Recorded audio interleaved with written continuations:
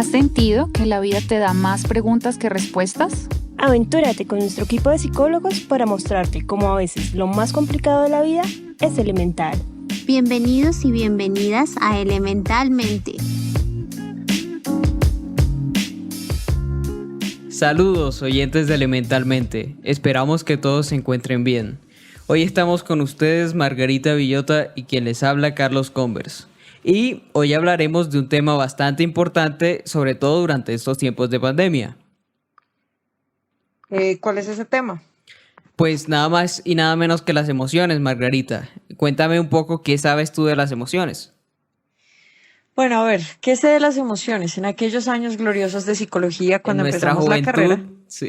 Cuando éramos jóvenes, libres y creíamos que el mundo tenía solución, aprendimos que las emociones eran aquellas respuestas naturales que las personas dábamos al momento de reaccionar ante estímulos del ambiente. Entonces, bueno, universales, naturales, compartidas, eso básicamente. Bueno, sí, más o menos. La definición concreta en psicología no está dada, porque pues tú sabes que en psicología, al haber tantas perspectivas, se crean muchas teorías sobre casi todos los temas, pero difícilmente se llega a un consenso puntual. Lo sé totalmente. Eso pasa siempre con psicología, y con todas las ciencias, ¿no? Yo creo.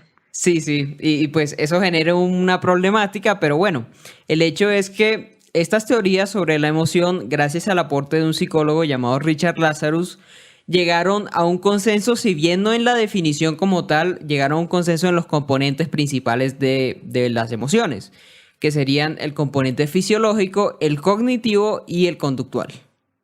Ok, sí, esto suena muy, muy interesante.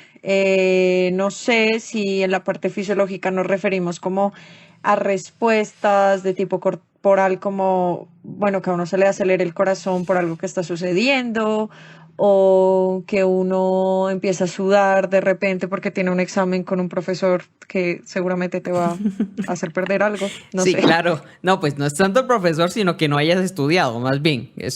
También es el profesor a veces, tampoco bueno, está. Sí, es una mezcla de factores. Pero bueno, sí, tienes razón. Este componente fisiológico denota todos los cambios corporales que se presentan cuando nosotros sentimos una emoción, ya sea el aumento del ritmo cardíaco, el aumento de la frecuencia respiratoria, ciertos químicos que se liberan en el cerebro como la adrenalina, o incluso pues que la sangre se redistribuya a distintas zonas del cuerpo. Ok, tranquilo, Carlos, no te tienes por qué poner nervioso. Se me lengua la traba. Es que las emociones son las culpables de esto. Pero bueno, esto es básico. Bueno, lo que estás diciendo me parece curioso. Será, bueno, un ejemplo que podríamos dar, yo creo que es cuando nos ponemos pálidos del susto de cuando se nos ponen los pelos de punta al estar nerviosos y ver a alguien o algo así, ¿no? Sí, claro, en la parte de la redistribución de la sangre cuando nos asustamos se da precisamente porque la sangre se va a nuestras piernas y a nuestros brazos para que podamos huir o afrontar pues el peligro de una forma más eficiente. Y por eso pues la sangre abandona el rostro y pierde color.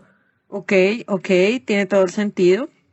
Bueno, ¿y qué hay de los otros componentes? Ya hablamos un poco de lo fisiológico, la sudoración, todo este rollo, pero ¿qué pasa con la parte cognitiva o los pensamientos? Pues como para hacerlo muy, muy general y muy sencillo, y lo conductual o el comportamiento. ¿Qué pasa en esos aspectos, Carlos? Bueno, la parte cognitiva es la que interpreta esta reacción fisiológica en una emoción. Lo que pensamos. ¿Más o menos? Pero no, más o menos. Cuando la parte cognitiva está muy desarrollada, se generan pensamientos, obviamente.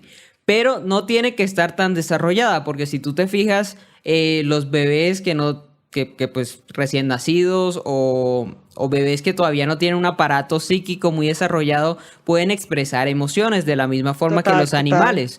Tú puedes determinar cuando un perro, por ejemplo, está triste o está feliz o está asustado. Entonces es esa parte que no necesita estar muy desarrollada, pero que está ahí para interpretar los estímulos como emociones. Ok, ok, bueno. Y en términos del componente comportamental o conductual, ¿qué sucede ahí? O sea, ¿cómo podríamos entender un poco mejor las emociones? Bueno, yo sé que no es tu campo particular, pero estoy seguro que te suena de algo el componente conductual, ¿no? Sí, bueno, a ver, yo diría comportamiento, que es lo más directamente Sí, asociado, correcto. y pues a través del comportamiento nosotros respondemos ante una circunstancia, entonces llevamos a cabo algo, ¿no? Pero pues ante eso muchas veces, o eso se antecede de una emoción que nos indica que cuando nos molestamos, entonces, no sé, podemos alzar el tono de la voz o empezamos a madrear o lo que sea, Sí, sí. ¿no? Sí, correcto. O sea, son las acciones que llevamos a cabo como para liberar la emoción que estamos sintiendo. Y eso es claramente observable por los demás. Sí, Ok, como tú acabas ok. de decir, cuando nos molestamos, de pronto alzamos mucho Cuando el tono de la madreamos, voz dilo así o porque así es. madreamos también. Yo porque pues por ser de la costa tengo un tono de la voz más alto, todo el mundo que piensa que ando molesto todo el tiempo, pero ¿Y no no es es el así? hecho. Yo creía que No, sí. no, ¿No es así? Ah, ok. no, no es así. Está Pero bien, bueno, mito roto. sí, Rompimos exacto. el mito. Estos son los tres componentes de la emoción básicos que se experimentan pues cuando nosotros sentimos una emoción. Ok, a ver, si entendí bien, entonces nosotros primero tenemos una respuesta, bueno, cuando experimentamos una emoción, más bien, tenemos una respuesta fisiológica, que puede ser sudoración, que puede ser el ritmo cardíaco, bueno, lo que sea, dado el caso y la emoción particular, por ejemplo, cuando uno siente miedo. Luego el cerebro interpreta esa respuesta, entonces como que le da un sentido a eso que estamos experimentando y finalmente actuamos en consecuencia de esa emoción, es decir, nos comportamos de X o Y manera, madreando, evitando madrear, poniéndonos felices, tristes, lo que sea, sonriendo, etcétera. Sí, ese sería el resumen básico, sin embargo hay algo puntual que me gustaría corregir y es que no siempre el componente fisiológico viene antes que el componente cognitivo. El componente cognitivo viene a ser como el más importante, ya que es el que nos permite controlar la parte conductual. No sé si te ha pasado, e incluso la parte fisiológica, no sé si te ha pasado o alguno de los oyentes que si te pones a pensar mucho en algo que te da rabia, empiezas a sentir el componente fisiológico de la rabia, empiezas a sentir que tu Sí, sí, corazón se sí. acelera, empiezas a sentir, pues, no sé, que tu respiración cambia de ritmo. O por el contrario, de pronto si piensas en algo que te haga muy feliz, si piensas en tu novio, yo no sé, o que ya has terminado tu tesis o algo así, pues también empiezas a sentir en el cuerpo la felicidad. ¿Cómo así, Carlos? Claro. Pues no sé, puede que sí, puede que no, puede que haya otras cosas que me hagan felices, pero no, bueno, entiendo tu ejemplo. Me parece interesante este tema de la evaluación cognitiva y justamente da a entender cómo las emociones no simplemente son expresiones, sino que nos ayudan a evaluar situaciones, ¿no? Sí, también, esa es una parte muy importante. Sí, pero no sé, ahí que me vas a decir que es importante ya, yo creo que es súper importante, no, mentira. Bueno, aquí algo sucede y es que me parece que muchas veces las personas confundimos sentimientos con emociones, ¿no? A mí me ha pasado que la gente dice como, no, la felicidad es un sentimiento y no es una emoción, o el amor, o bueno, muchas cosas. No sé si nos puedas ampliar un poco más esto al respecto del tema y si nos puedas dar algunas precisiones sobre esto. Ok, bueno, pues sí, es una pregunta bastante usual y que no mucha gente la tiene clara la diferencia entre emociones y sentimientos. Entonces, aquí ya dijimos que las emociones son como respuestas que tiene el organismo a diferentes estímulos, tanto externos como internos. Una Ok, ok, emoción, sí. perdón, un sentimiento viene a ser algo mucho más elaborado. Un sentimiento Ajá. se crea a través de la cultura, a través del tiempo, a través de las experiencias. De los A mí me- valores. exacto, también a mí me gusta dar el ejemplo del sentimiento de la culpa, por ejemplo. Ok. La culpa, para sentir culpa hay que tener más bien muchos preceptos cognitivos y muchos preceptos culturales. Hay que saber distinguir entre bien y mal. Hay que darnos cuenta por qué lo que hicimos está mal. Claro, es que la culpa tiene un componente moral, ¿no? No solamente sentir y ya, sino hay una evaluación moral, un razonamiento moral que puede estar involucrado de lo que es bueno o malo, etcétera. Sí, exacto. Hay que también tener en cuenta a las personas a las que dañamos o pudimos haber dañado con nuestras acciones o las consecuencias de nuestros actos. Y luego de haber hecho todo ese proceso que de pronto nosotros ya como adultos lo consideramos algo casi automático y que sucede prácticamente sin que nos demos cuenta, pero si nos ponemos a analizarlo, requiere un aparato cognitivo bastante desarrollado y bastante profundo para que se pueda presentar. Entonces esa vendría siendo la diferencia. La diferencia básica es que las emociones son como un acto reflejo, que es como si te golpearan la rodilla y pateas inmediatamente, no tienes que pensarlo ni nada, y ya un sentimiento es algo muchísimo más elaborado. Bueno, aunque seguimos todavía en el debate de si es primero el pensamiento y luego la emoción, ¿no? Ese es un debate súper antiguo en psicología y yo creo que todavía no se resuelve completamente si es la emoción o el pensamiento y así sucesivamente. Y bueno, me parece interesante lo que afirma sobre el tema de las emociones y los sentimientos. Yo no sé si hay algún autor, por ejemplo, es muy usual escuchar en este mundo de las emociones a Daniel Goleman. Sí. Que haya dicho algo al respecto. Pues al tipo se lo conoce por el tema de las inteligencias, pero no sé si hay algún dato preciso sobre este autor, porque en serio es súper conocido y todo el mundo ama a Daniel Goleman. Sí, Daniel Goleman es como el referente más pesado en lo que tiene que ver a emociones e inteligencia emocional.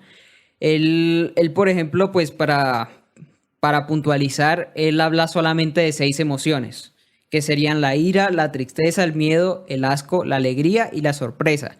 Esas serían como las emociones básicas con las que nacemos, las que vienen de fábrica, por así decirlo.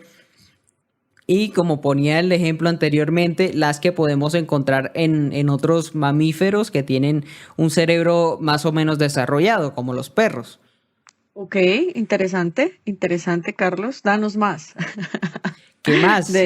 Pregunta y yo te ilumino. Más libros. Más libros. Bueno, no, pues es que sí me gustaría tener otro referente, o sea, y sin molestar te lo digo porque pues ese es el más conocido, pero seguramente hay algo más contemporáneo, más actual. Bueno, Daniel Goleman es contemporáneo, pero aún más reciente o distinto al menos, ¿no? Como pues, que nos de hecho, aquí respondiéndote rápido, Daniel Goleman tiene un libro que se llama Inteligencia Emocional, que pues se revisa y se readapta y es muy interesante al respecto.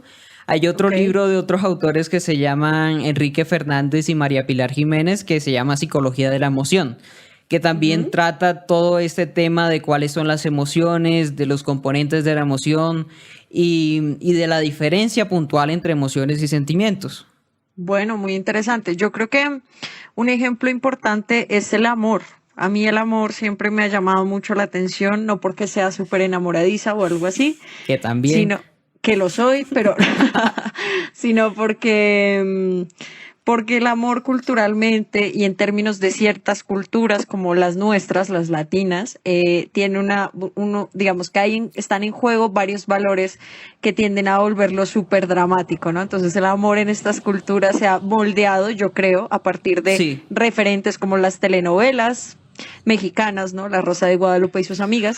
Y pues esto queramos o no, o las comedias románticas gringas, donde de hecho hay un trabajo súper interesante que es como una videobloguera que les podemos dejar el link porque en este momento se me va el nombre, creo que se llama Natalia algo, que no estoy tan segura, donde ella analiza justamente el impacto de las comedias románticas sobre cómo nosotros amamos. Entonces siempre compara, yo no sé si has visto esta comedia romántica que es como la narración de este hombre que está enamorado de esta chica y a la chica luego le da Alzheimer.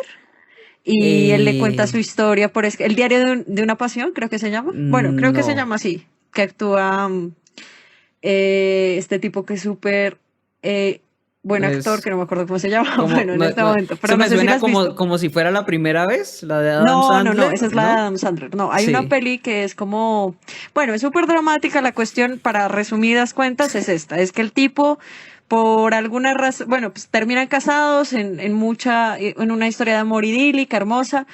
Y al final de su vida, a la señora le da Alzheimer y él escribió toda la historia y la está recordando. Y en esa serie, el tipo hace un montón de locuras por ella. Y esa es una de las fórmulas del amor romántico. El tipo usualmente, cuando el tipo hace un montón de cosas locas en las comedias románticas, es lindo. Pero cuando es la chica la que interrumpe la boda, entonces está loca. Y así, bueno, digamos que esta videobloguera que les cuento menciona cómo se han moldeado nuestras formas de querer, expresarnos y compartir las relaciones que tenemos con otros de una manera que casi sin darnos cuenta ha estado impactada por estos referentes culturales que son universales, ¿no? Sí, claro, hay ciertos estereotipos de cómo se debe amar. Total. Cómo se traduce el amor en obras. O sea, yo estoy seguro que, pues, en general, a una mujer le gustaría que le propongan matrimonio en la Torre Eiffel. Una cosa así. No sé, Charles, los tiempos cambian, ¿no? Yo preferiría... Bueno, sí, seguramente me esté equivocando, pero es lo que digo, o sea, son ese tipo de muestras que determinan culturalmente si me ama o no. Habrá algunas tribus indígenas en donde llevarle un jabalí recién casado a la mujer es la muestra de afecto más grande que se puede tener. Pero sí, vaya usted y case un jabalí y lléveselo a la mujer que le gusta para que vea la reacción que pueda tener.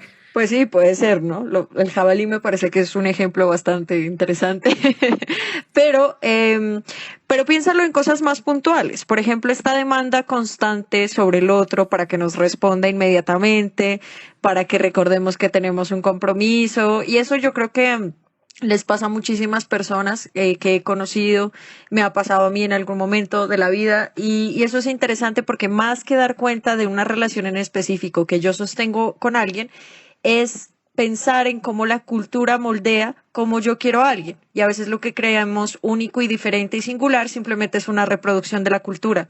Pues muy triste la forma de hablar del amor, pero a veces es así. Sí, a veces no somos tan únicos y diferentes como pensamos. Lástima, me moría por ser única y diferente y me doy cuenta que soy igual a todos. Hay una canción del Cuarteto de Nos muy buena, también se las dejamos abajo, que habla de si somos tan diferentes o no. Ahora, volviendo un poquito al tema, porque ya yo creo que ese ejemplo del amor nos puede dar como la complejidad versus la simplicidad de lo que nos comentabas, Carlos, hace un momento. No sé ahora cómo, si ya tenemos, bueno, a veces las emociones, aunque tengan este componente universal y digamos que estén presentes en todas las respuestas, porque yo creo que pues no existe una respuesta que no sea emocional o cognitiva, etcétera. O sea, prima una u otra, pero están las respuestas ahí. Y muchas veces las emociones nos controlan, ¿viste? O sea, como que uno a veces en serio no puede decidir balanceando todos los componentes, sino que se deja llevar por lo que siente en ese momento. Eso es muy humano, claro. Nos pasa a todos. Ahora, yo quisiera que nos hablaras como de estos mitos, comenzando por porque yo sí creo que es un mito como esto del control emocional, como si es tan drástico, si no es tan drástico, o de qué manera se pueden afrontar las emociones, ¿sí? Porque a veces siempre decimos, no, nos controlan y ya. Bueno, es muy interesante lo que mencionas y justamente... Por ejemplo, cuando nosotros estamos en un estado de ira o en un estado de miedo muy pronunciados, se disminuye notablemente nuestra capacidad racional. Es decir, lo más ideal sería no tomar absolutamente ninguna decisión cuando sepamos que estamos iracundos o con mucho miedo, ya que lo más probable es que elijamos una decisión inadecuada para ese momento. Okay. Ahora, hay otras cosas a tener en cuenta. Es importante que las emociones no se acumulen. Y a mí aquí me gusta poner un ejemplo bastante sencillo y creo que es de fácil comprensión, ya que todos hemos experimentado alguna vez el suceso. Imagínate que tú tienes una casa y pues que periódicamente se acumula basura por el uso normal de lo que compras, de los empaques, de la comida. ¿Qué haces con esa basura? Nada cercano a la realidad. No, pues la boto, claramente, porque no hay de otra. Ok, ¿y qué pasa si no la botas y simplemente la ignoras? Se sigue acumulando todo el tiempo hasta que mi casa parece un basurero sin control. Claro, totalmente. Justo lo mismo pasa con las emociones. Tenemos que sacarlas periódicamente, tenemos que expresarlas porque se pueden llegar a acumular. ¿Y qué pasa cuando se acumulan? Pues primero, lo mismo que pasaría en una casa si la basura se acumula. Va a llegar un momento en que alguna bolsa se va a romper, va a oler feo, exacto, y va a llegar un momento en que va a haber tanta que nos va a obstruir la movilidad. Lo mismo sucede con las emociones. Si hay muchas acumuladas, pueden explotar en un momento inadecuado y en algún momento determinado se van a acumular de tal forma de que no vamos a poder desarrollarnos como personas. Ok, interesante, interesante. No lo había pensado nunca así, pero me parece que es un ejemplo bastante curioso, bastante, sí, como es sencillo, pero creo que sí da cuenta de lo que pasa cuando ignoramos las emociones, ¿no? Exacto. Pero pues no sé, bueno, creo que en el ejemplo asemejamos las emociones como basura, no sé, también puede ser un poco nocivo. Sí, claro. Pues yo solamente uso ese ejemplo porque es algo cotidiano que se puede reflejar fácilmente en la vida de casi todos nosotros, pero pues nada más alejado de la realidad y ahí quería atacar otro mito y es la existencia de emociones negativas. Normalmente cuando hablamos del miedo, cuando hablamos de la ira o del asco, de pronto, de la tristeza, las definimos como emociones negativas. Pero Sí, es pues súper usual, ¿no? Como no te sí, sientas triste.